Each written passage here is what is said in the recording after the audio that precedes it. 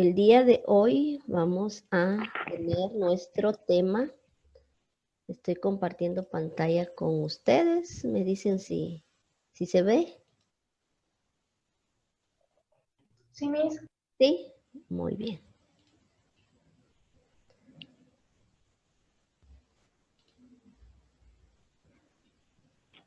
Sí, sí se ve. ¿No se ve? Sí, sí se ve. Sí. El tema de hoy es literatura guatemalteca, específicamente de 1900 a 1950, que son los Buenos días, Miss. buenos días, que son los primeros 50 años del siglo XX. Entonces vamos a iniciar. Dice, en el siglo XX la literatura de Guatemala alcanzó un nivel de considerable calidad entre las literaturas de Hispanoamérica, gracias a la aparición de varias generaciones de escritores. Entonces acá es donde Guatemala empezó a brillar en el sentido literario.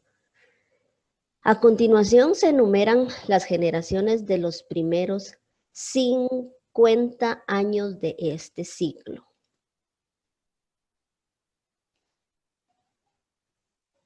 Generación de 1910 o del cometa. Ahorita vamos a ver por qué se le llama esta generación o del cometa. Formada por escritores reunidos en torno de la revista Juan Chapín, editada en Guatemala de 1913 a 1914. Dirigida por Rafael Arévalo Martínez, que fue un escritor guatemalteco, y Francisco Fernández Hall. Se le conoce como Generación del Cometa porque dadas las circunstancias, cabal en 1910 apareció el cometa Halley, no sé si se pronuncia así, pero como estamos hablando en español, el acento de inglés, pues lo puedo pronunciar o lo puedo pronunciar tal y como se escribe. Entonces, esta generación de escritores se les dice escritores de la generación del cometa, porque cabal en el año 1910 apareció el cometa Halley. Y también la integraban José Rodríguez Serna, Jorge Valladares Márquez, Carlos Rodríguez Serna, Alberto Velázquez, Félix Calderón Ávila. Estos son algunos de los escritores que pertenecieron a esta generación. Acá podemos ver a Rafael Arévalo Martínez y una de las obras más famosas de él es El hombre que parecía un caballo. Esta es una de las obras más notables de este escritor. También están Tierra de Sol y de Montaña, que es de Rodrigo Serna, esta obra. Está la generación, vamos a la siguiente generación, que es la generación de 1920.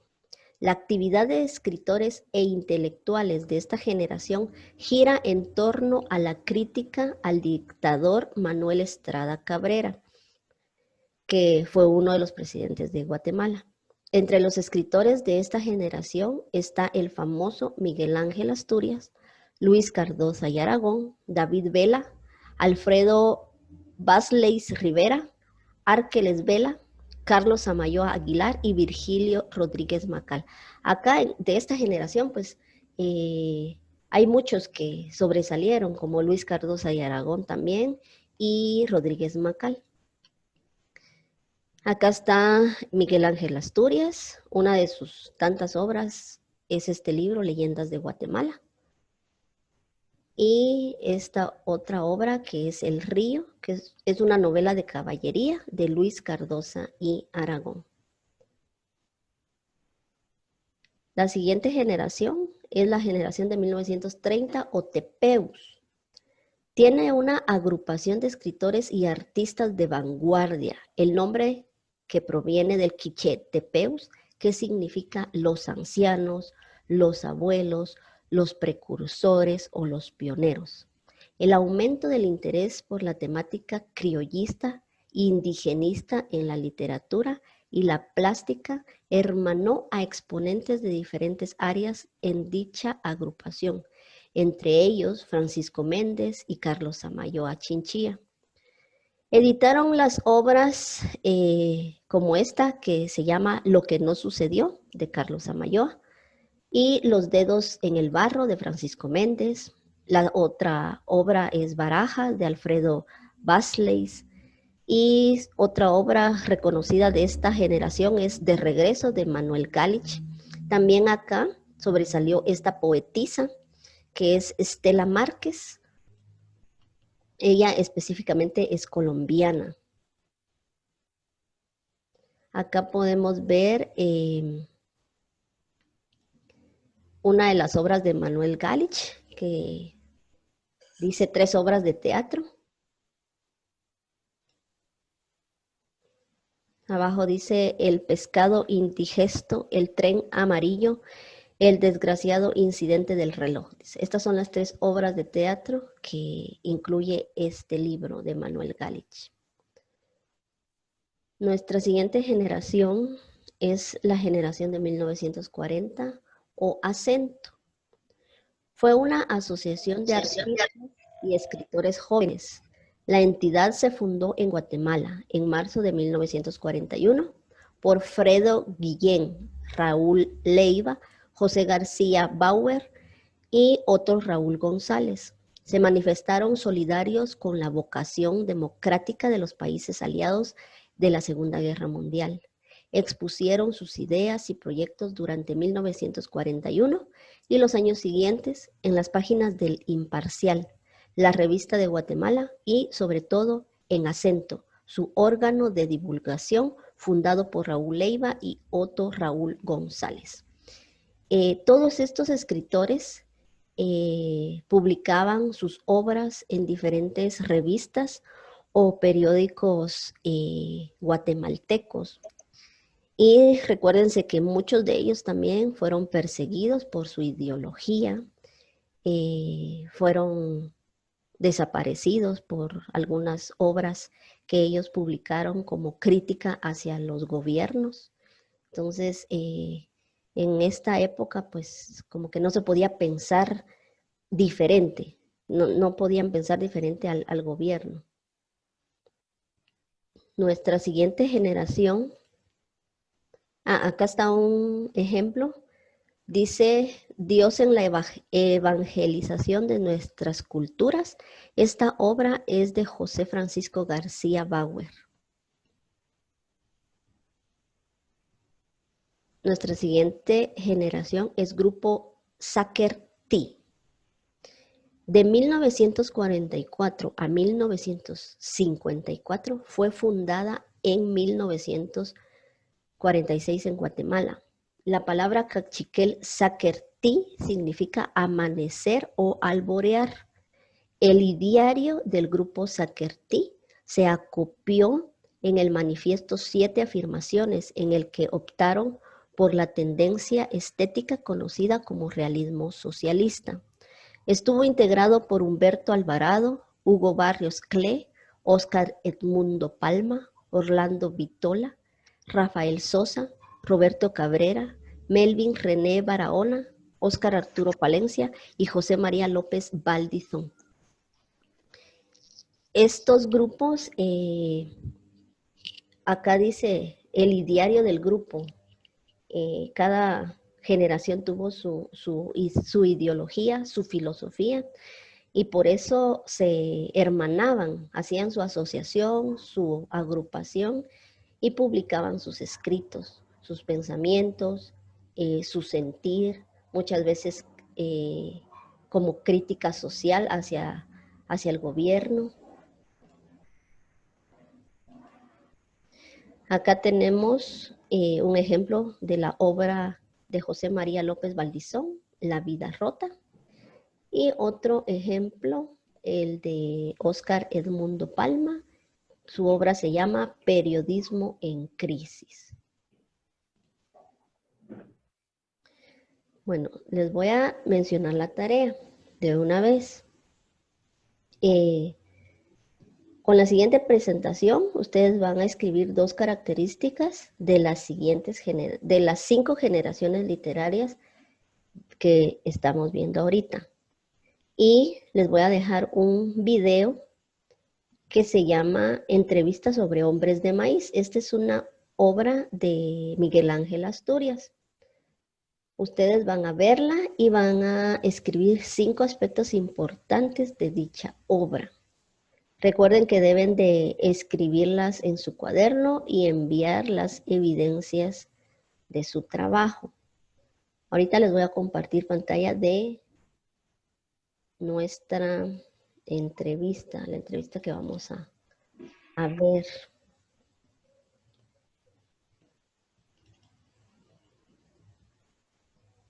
Les voy a dejar el link.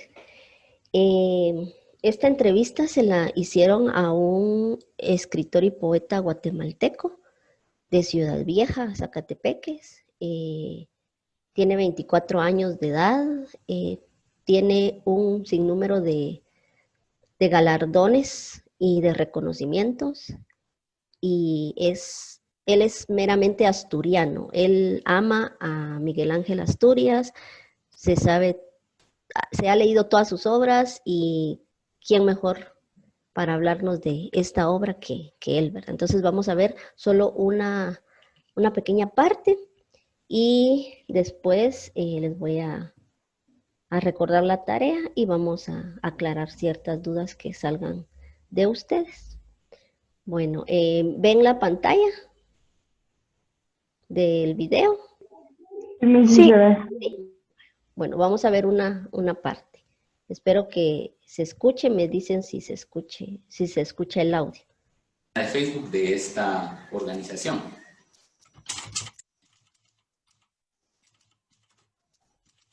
Bueno, y estamos ya acá con Pablo. Pablo, muy agradecido por la entrevista, el espacio que nos has brindado.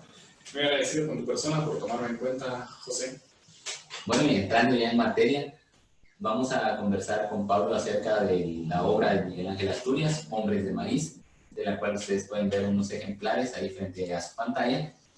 Y primero, Pablo, contanos, ¿qué clase de historia se encuentra el lector al adentrarse en las páginas de Hombres de Maíz?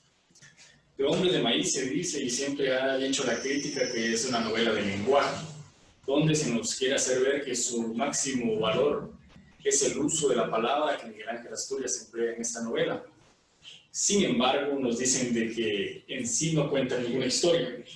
Yo considero que esto es del todo falso. Hombres de Maíz claramente cuenta una historia que es una historia apasionante, y se trata de la maldición que los brujos de las luciérnagas dejan caer sobre todos aquellos que participaron en el asesinato de Gaspar Ilón. Entonces vamos a encontrar una historia llena de magia, llena de mitos, llena de karma, podríamos decir en cierta forma, porque vemos cuando mueren todos los Tecún, como María Tecún se salva porque ella no es una de los Tecún realmente. Entonces vamos a encontrar todo este tipo de mitos, de fantasía que lo que trata es de contarnos esta maldición de los brujos de la luciérnaga sobre los asesinos de Gaspar Ilón. Muy bien, Pablo, gracias. Siguiendo con la dinámica, quisiera que nos mencionaras un poco acerca de qué importancia tiene Hombres de Maíz dentro de la obra de Asturias y también la importancia que tiene dentro de toda la obra literaria guatemalteca. Dice Luis Cardoso de Aragón: yo escribo de Miguel Ángel Asturias porque Miguel Ángel Asturias escribió Hombres de Maíz. También nos dice Mario Vargas Llosa que Hombres de Maíz es el libro más moderno y mejor de todos los que escribió Asturias. ¿Por qué dicen esto? Bueno, yo considero que es porque Asturias se encuentra en este libro con su estilo. Es un estilo que ya tiene el germen en Leyendas de Guatemala, pero que sin embargo no despega tanto como se despega la imaginación de él en Hombres de Maíz. Sabemos que en Leyendas de Guatemala es más bien su versión de muchas de las cosas que se cuentan en nuestra patria, pero Hombres de Maíz, aparte de estos mitos populares de Guatemala, también se cuenta un montón de mitos que él inventa en su cabeza. Y aparte perfecciona este lenguaje que no es indígena, sino que viene siendo más bien de ladino, de lo rural, que va a decir Luis XIV de Aragón, que aparece también por primera vez en Hombres de Maíz. Luis XIV de Aragón nos cuenta que en el señor presidente todavía predomina el tú, los personajes se tratan de tú, no está asentado el vos, que ya se encuentra en Hombres de Maíz y que es el que hace ese lenguaje particular y poético de esta novela. Recordemos que y yo por eso considero que es lo más importante de sus novelas, innova, es un lenguaje totalmente nuevo. Tenemos a Rubén Darío, tenemos a Vargas Vila, estos increíbles literatos latinoamericanos que son muy poéticos. Si leemos Azul o si leemos Cid, vamos a encontrar una gran poesía, pero es una extensión, podríamos decir, de Francia, ¿no? Leer a Darío, leer a Vargas Vila es como leer a un español. Bueno.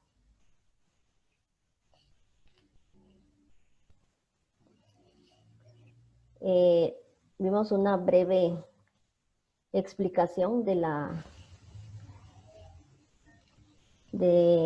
la obra Hombres de Maíz.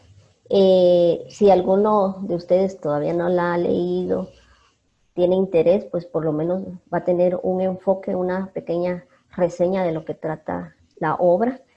Como bien lo decía Pablo Bejarano, Hombres de Maíz es la obra cumbre de Miguel Ángel Asturias, y de esto también emanó muchos frutos para Guatemala, muchos reconocimientos a nivel mundial.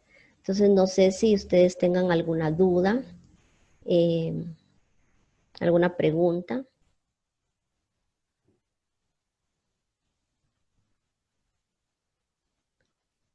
Me pueden escribir en el chat.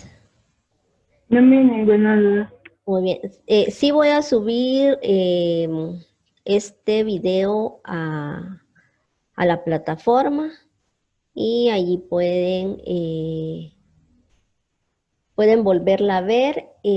Miren, esto de la literatura pues es un poquito complicada cuando empezamos a entenderla, cuando empezamos a estudiar, pero hay muchas obras de estos escritores que son fáciles, que podemos ir informándonos con pequeños fragmentos, saber un poquito más de su vida, qué pasó con Miguel Ángel Asturias, qué pasó con Rodríguez Macal.